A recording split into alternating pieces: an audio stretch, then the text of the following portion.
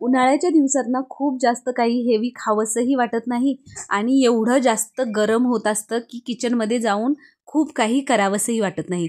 मग अशा वेळी ना अगदी शॉर्टकटमध्ये अशी काही असं जेवण करायचं जे करायलाही अगदी इझी होईल आणि एकदम हेल्दी असेल. त्यासाठी बघा इथे मी एक छान जबरदस्त असा एक ऑप्शन घेऊन आले.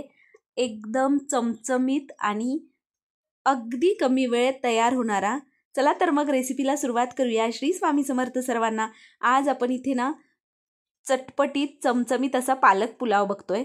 त्यासाठी बघा एक जुडी पालकाची पानं घेतलेली आहेत. आता हा पालक आपल्याला ब्लांच करून घ्यायचा आहे. आता पालक ब्लांच कसा करायचा याचा एक व्हिडिओ मी आपल्या चॅनलवर ऑलरेडी अपलोड केलेला आहे. आता बघा एक 3 ते 4 मिनिटं आपल्याला पालकला छान या गरम पाण्यामध्ये शिजवून घ्यायचं आहे आणि त्यानंतर थंड जे आपलं बर्फाचं पाणी असतं त्या पाण्यामध्ये हा पालक घालून घ्यायचा आहे. त्यानंतर कढई गरम करायला ठेवली. त्यामध्ये तेल घालून घेतलेलं आहे अर्धा चमचा. त्यामध्ये काजू साधारणपणे 10 ते 12 काजू इथे मी पाकळ्या करून त्याच्या असे छान तळून घेतले. त्यानंतर आपल्याला याच्यामध्ये पनीरचे क्यूब घालून अगदी लाईट गोल्डन रंगावर तळून घ्यायचेत.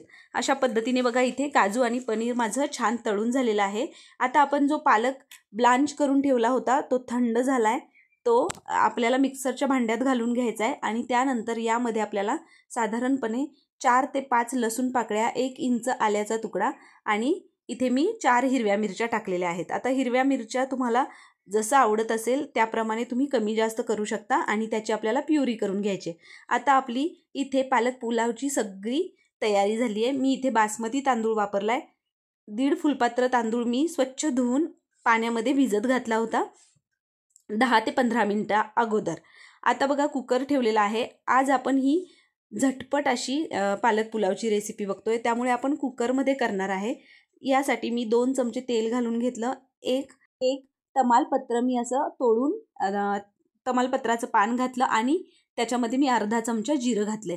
आता एक मोठ्या आकाराचा कांदा बारीक चिरून या तेलामध्ये घालून घ्यायचा आहे आणि कांदा आपल्याला छान गोल्डन ब्राऊन रंगावर परतून घ्यायचा आहे. तुम्ही बघू शकता अशा पद्धतीने आपल्याला कांदा छान परतून घ्यायचा आहे आणि कांदा परतल्यानंतर आपल्याला याच्यामध्ये चवीपुरतं मीठ घालायचं आहे. मी इथे मीठ घालून घेतलेलं आहे. अर्धा चमचा हळद घालून घेतलेली आहे आणि त्यानंतर आपल्याला याच्यामध्ये पाव वाटी मटार घालायचे. आता इथे हा वाटाणा होता माझ्याकडे शिल्लक. तुमच्याकडे फ्रोझन मटार असेल तो वापरलात तरी चालेल, नाही घातलात तरी काही हरकत नाही. पण वाटाण्याने हा पुलाव छान लागतो आणि दिसतानाही खूप छान दिसतो. अशा पद्धतीने बघा त्यानंतर आपण जे तांदूळ भिजत ठेवले होते ते तांदूळ घालून घ्यायचेत आणि आपल्याला हे तांदूळ छान परतून घ्यायचेत. 1-2 मिनिट परतून झाल्यानंतर त्यानंतर आपल्याला याच्यामध्ये आपण जी पालकची प्युरी करून घेतली आहे ती प्युरी घालून घ्यायची. आता या प्युरीमध्ये हे तांदूळ 2 ते 3 मिनिट आपल्याला छान परतून घ्यायचेत. तुम्ही रंग बघू शकता. एकदम छान हा पालक पुलाव लागतो. अगदी सोपी रेसिपी आहे आणि खूप झटपट तयार होते. खूप जास्त वेळ किचनमध्ये थांबावंही लागत नाही आपल्याला. त्यानंतर याच्यामध्ये मी पाव चमचा गरम मसाला घातला आहे. अर्धा चमचा मी काश्मीरी लाल तिखट घातलं आहे. आता इथे आपण तिखटासाठी मिरची घातली होती त्यामुळे तुम्ही जरी आपलं जे काश्मीरी लाल तिखट आहे ते स्किप केलं तरी काही हरकत नाही. आता आपल्याला छान 1 ते 2 मिनिट परतून घ्यायचं आहे. त्यानंतर मिक्सरच्या भांडं धुवून मी याच्यामध्ये पाणी घालून घेतलं आहे. आता इथे मी 1.5 फुलपात्र तांदळासाठी साधारणपणे 2.5 फुलपात्र पाणी घालून घेतलेलं आहे. त्यानंतर आपण जे तळून घेतलेले पनीर आणि काजू आहेत ते घालून घ्यायचेत आणि इथे मी एक मोठ्या आकाराचा टोमॅटो असे मोठे काप करून घेतला होता तो याच्यामध्ये घालून घ्यायचा आहे. इथे माझ्याकडून एक क्लिप मिस झाली. यामध्ये मी अगदी चिमूटभर आपला खाण्याचा जो रंग असतो तो ग्रीन कलर घातला होता आणि त्यानंतर झाकण बंद करून याच्या छान फुल गॅसवर मी 2च शिट्ट्या काढून घेतल्या आणि तुम्ही बघू शकता इथे आपली एकदम चमचमीत आणि टेम्पटिंग पालक पुलाव खाण्यासाठी तयार आहे. अप्रतिम झाला होता चवीला आणि अगदी झटपट रेसिपी आहे. 10 ते 15 मिनिटात तुम्ही ही चमचमीत पालक पुलावची रेसिपी करू शकता. एवढा छान लागतो चवीला आणि उन्हाळ्याच्या दिवसात अगदी असंच लाईट खायला बरं वाटतं.